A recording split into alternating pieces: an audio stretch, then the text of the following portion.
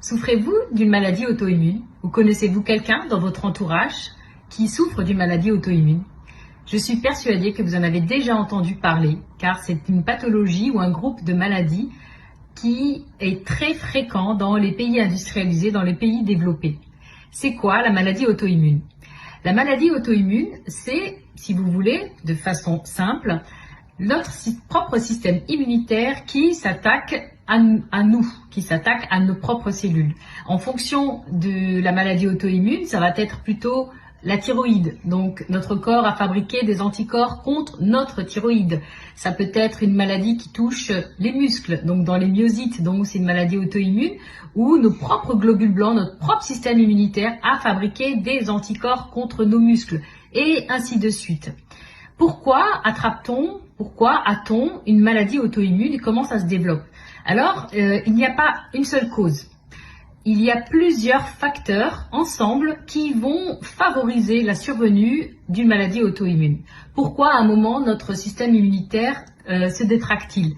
Pourquoi se ligue-t-il contre nous?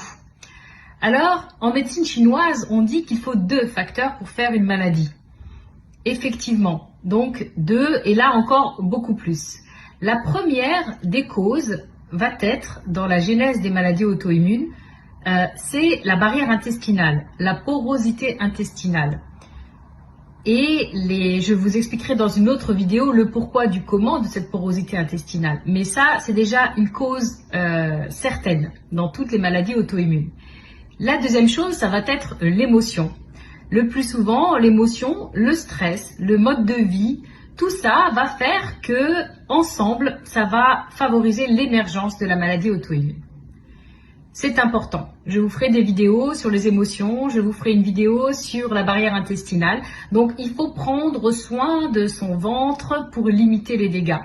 Et on peut améliorer l'état de la maladie auto-immune justement en changeant son style de vie, en gérant mieux les émotions, le stress et en travaillant sur notre alimentation, sur ce qui va permettre de réparer cette barrière intestinale.